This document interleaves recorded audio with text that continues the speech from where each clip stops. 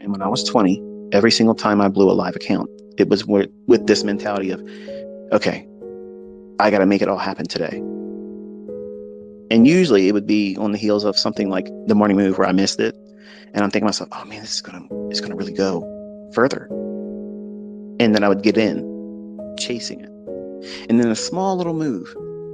And I'm talking such an insignificant, minor fluctuation go against me just a little bit. And I would come unraveled. Like it didn't even come close to a stop loss. It didn't even come near it. But because I was poorly positioned, my entry sucked because I chased it. I'm driving around trying to fill up these vending machines. 20 years old. I'm hot. My air conditioner doesn't work in the truck. I had every possible disadvantage going on. Like, I don't think anybody could have ever done what I was trying to do, ever. But in my mind, as a 20-year-old, because I understand you guys that are 20, you think your shit doesn't stink. You think you're going to be the one. I'm telling you, you're going to be just like everybody else. And I was just like everybody else when I was 20. This is what happens when your parents and your uncles that are older than you, and they tell you, yeah, okay, we listen to your bullshit. You're going to do something. You're going to do that. You're going to do that. We know, just like we felt that same shit when we were younger. Wait till you really try to do that stuff. And you'll learn. Then you get wisdom. I'm not saying you're going to fail, but you think you're going to be different. And I thought I was going to be different too. I'm different. I'm built different, but it took a long time to get here. And a lot of adversity and a lot of lost money. A lot of you would have quit way beyond not beyond, but way before the things I put myself through. I'm not trying to lift myself up. I'm just saying I just wasn't going to quit. I wasn't quitting. And a lot of folks at 20 years old aren't going to put up with adversities that this industry is going to put on them unless they're taught to view things correctly. And one of the things that always is the case with blowing accounts, you're forcing your hand in such a small little interval of time. It might not be just that one day. It might be in a series of 2 days or 3 days or that trading week, because you're not fucking closing this week with a loss. You're going to come back because you all love Rocky. You got the Rocky theme going on. You're down 65% because you didn't fucking listen. You didn't use a stop loss. You're trying to do everything in the world, adding more indicators, changing the settings, checking YouTube. Who's doing what right now? Oh shit, he's doing that in the Eurodollar. Let me go over here and do that. You're all trying to do something like it's going to be the magic, ingredients to everything. And you blow your account because you're pushing all of your career. Your whole career now is in the next few decisions. And guess what? You're actually shocked when the result of those decisions amounts to, yes, your career is dusted. You blew another account because you're trying to do something that is impossible. You're putting something on yourself as a trader, as a speculator, and you're trying to insist upon you being perfect. In all circumstances that you're in right now, the market's going to be perfectly in sync with you and you're going to be in sync with it. It's not going to have zero drawdown. You're not going to have any anxiety. And you're going to get the maximum out of the move after you've missed the initial move, or after you have taken trades that have caused drawdown. Some of these things are painfully recognizable. These are the things you'd like to ignore never happened, but you have to endure them, embrace them, and learn from them. That's how I got where I am today. I didn't run from that stuff. I journaled it, I read it, I lived it, and I said, okay, what am I doing? Every time I blew an account in 20, what the fuck do I got to do to fix this? And I found that it was me doing, like today, you're probably thinking about the marketplace. And for those that have maybe went in and chased price and got hurt, this means something to you. It resonates with you. Or maybe today you didn't do something, but maybe because I told you I wasn't doing anything and I'm done, that was an encouragement for you to say, you know what, if ICT's not doing it, I sure is fucking touching it. Well, that's good. I'm glad you listened. If I'm not doing something, that's one of the best things for you to copycat. But you're going to see folks come up behind the scenes. They weren't there calling the move. They weren't there saying, I'm doing this. Here's my entry. Here's my stop. Here's my target. They're going to come back after the fact and say, oh, you didn't do anything. Oh, you're silly. Oh, ICT doesn't have a trade. But we were nowhere to be found when it was hot and heavy and we could have done something to prove we knew what the fuck we were doing. See, there's all kinds of armchair quarterbacks. They're all going to come in after the fact. And don't let that stuff bother you. Because, again, these are the same people. They're always going to come after the fact. They're always going to show you screenshots of something that they had 15 examples of running, but they're going to share it after the fact. Say, here's the trade I was in. Why didn't you call it out in the Twitter when I said I wasn't touching it anymore? That's what's lacking all the time. But some of you are so new, it's easily taking your attention away from the obvious. You're distracted easily because you're trying to find a person right now with a hot hand. I don't have a hot hand. I have a steady hand. My hand is steady. I know my stuff repeats. I don't need to have my things unfold in one particular day for me to establish dominance. I don't have to be here every single day doing something. I can pick and choose what calendar events that I'm going to participate in and navigate the entire month like that.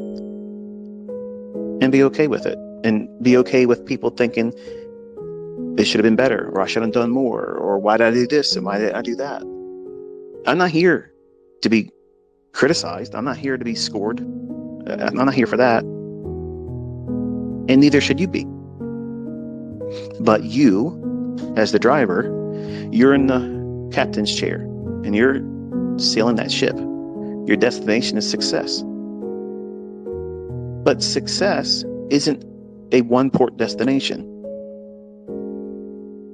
It's multiple stops continuously. So you got to stop thinking about your trading day or your next trade. That's the final destination. So you have to look past that. You have to look past the results of the next trade. Because if that next trade doesn't arrive at success, you're not surprised. You're not taken back by it. You're not affected by it. It doesn't sink your ship. But days like this, even when you didn't participate, these are the fertile grounds for chaos. And folks, let me tell you something. Go to bed with a fertile mind like days like this would create, and think about how, I'm going to go in there and I gotta fix this feeling I've missed something. Well, how do you run out there tomorrow and press a button too fast without thinking about it? And then as soon as you lose, you know damn well why you did it. It's what I talked about here tonight. And when you do it tomorrow, and some of you still will, it's going to hurt even more now because I told you, and you still can't control yourself. It's not the method that's failing. It's you. You're a captain that has no navigation skills. That's all I'm lending you. My experience behind the wheel. I've been through these waters before. I know where the tide gets a little rough, and I know when it works.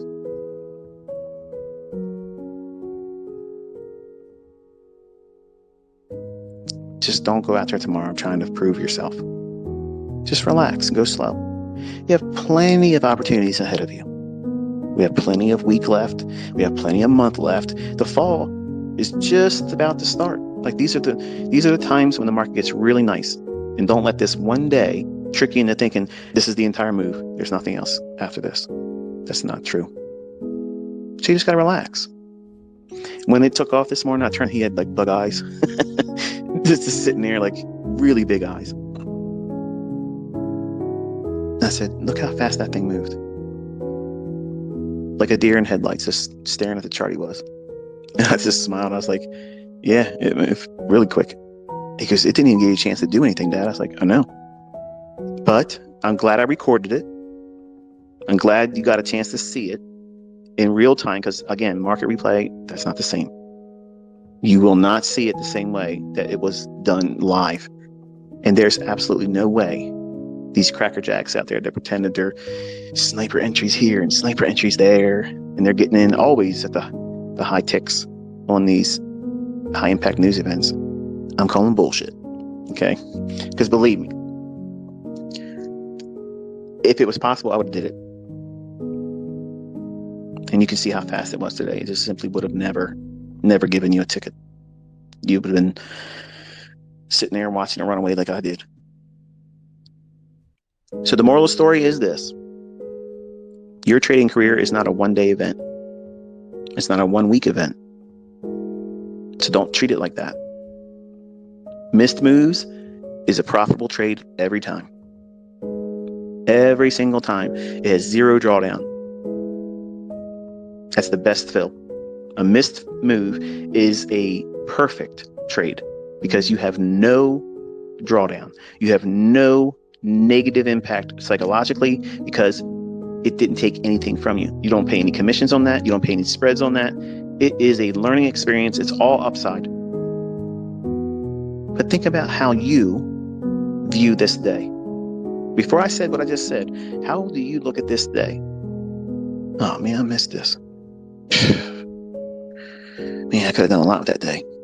If I just would have had part of it today, that would have been great. You're filling up your head with all this toxicity instead of looking at it like you should. You didn't weather anything that was painful. You didn't pay any commissions. You didn't suffer a loss. You didn't have the anxiety of being in the market for real and not knowing where the hell to get out at. And you know damn well you wouldn't have had a stop loss on. Where would you have put it? Hello.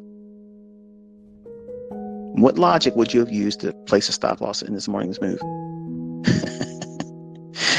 What does that mean? It was just gone. So wherever you would have lost, it would have been wrong. There was no reason to put it wherever you would have tried to put it because it's a move that's been chased. So you never would have put a stop loss on. And that's the reality of it all. You have to be sober and honest with yourself. That's what journals are for. So on a journal entry like today, you should be thinking to yourself, hey, you know what? This was an amazing move. Lots of volatility, speed, ridiculous amounts of speed. But I am so thankful that I did not get in there today and find harm or suffer a loss because of the velocity that this market presented. And there was no way for me to engage it. So I'm happy that my model did not put me in a position where I was suffering a loss, drawdown, anxiety. And that's how you treat it. And on Saturday or Sunday, when you reflect on it, when the market's not trading, you come back to that entry and look at it and look at how the week of the market closed. And you reflect on how it makes you feel. What are you going to be reading on the day like today? You're positive. I'm glad I did not suffer a loss. I'm glad that my model didn't put me in a trade that was a losing trade. I didn't have any anxiety because I didn't get a valid setup. Yeah, the market moved. Didn't give me a valid setup. So I didn't have anything to regret. See how disarming that is?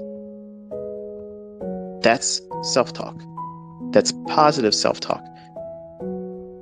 Some of you simply just want to troll yourself. Oh, I'm never going to get this. I'm so stupid.